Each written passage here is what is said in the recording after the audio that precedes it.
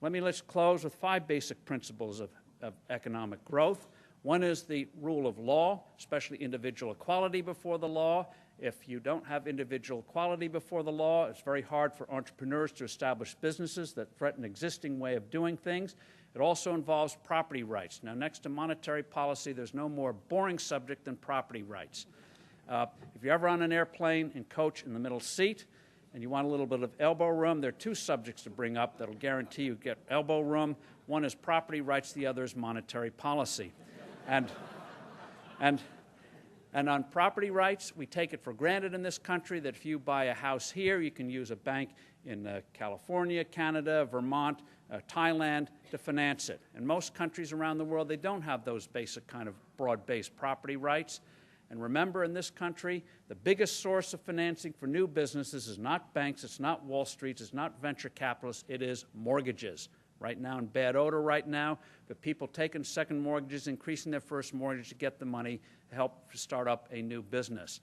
So a home is not just a place to live, it is also a capital creator, and property rights are essential. One example, a few years ago in Egypt, the president of Egypt, Mubarak, asked a group of economists to do a census, actually it was his son, to find out who owns businesses in Egypt and who owns the homes in Egypt. They came back and gave the president the report. They said 88% of your housing in this country is illegal. He said even public housing was illegal. And the president said, what do you mean public housing illegal? We built the houses in Nasser City. But they then showed him a picture and said, Mr. President, when you built those, they were 2 stories tall. They're now 4 stories tall, 6 stories tall. Problem in Egypt and elsewhere? Yes, people get deeds, but they have about 7 or 8 different property systems. So it's dead capital. Around the world, 4 billion people own what we estimated with Hernando de Soto, a Peruvian economist, $9 trillion worth of assets that are dead capital because they don't have those basic property rights. Imagine unleashing in the world today $9 trillion of capital, what that would do for economic growth, innovation, job creation. So property rights, basic. Rule of law, basic. Second one, sound money. Bob understands this. Money should be a stable value. Just think of what would happen if we had, say, floated the clock. 60 minutes, 1 hour one day, 48 minutes the next, 72 the next. We'd soon have to have derivatives, futures, hedges to figure out how many hours we're working each day. Keep it simple. Keep it simple. Countries that treat their currency with some respect do better than those that don't. If manipulating currency was the way to wealth, Argentina would rule the world today. Last I looked, it doesn't. A third basic one is taxes. Bob understands this too.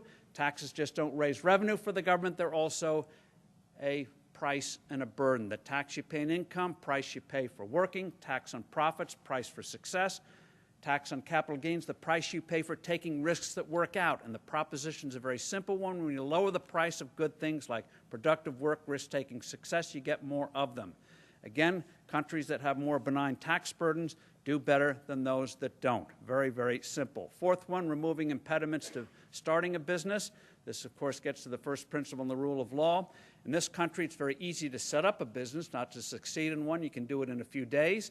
In New Zealand, you can do it in 24 hours on a computer. In most countries, it takes you months or years. If you want to see the truth of this, just look at a report that came out of the World Bank. Occasionally something good comes out of that institution. It's called Doing Business. And they survey 175 economies each year about everything, boring subject like property rights, how many licenses you need to set up a business, how costly it is, all nitty-gritty stuff.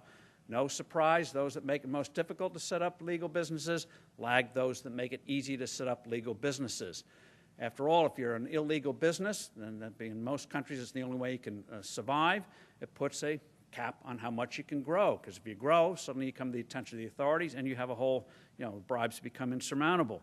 So removing barriers to setting up business. Finally, removing barriers to doing business, whether they're internal cartels, restrictions. Oklahoma, for example, it is illegal to sell a coffin in Oklahoma unless you're a certified embalmist, you know how to dissect a body.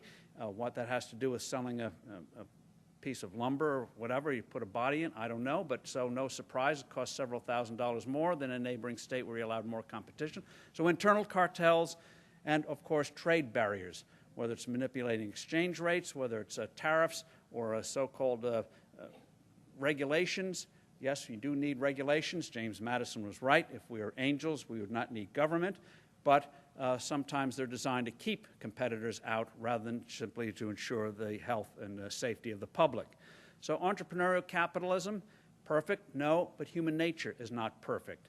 But it is, so far, the best system out there that allows people to realize their internal talents, allows progress to take place, and allows us to enjoy more and more on this good earth. Thank you very much.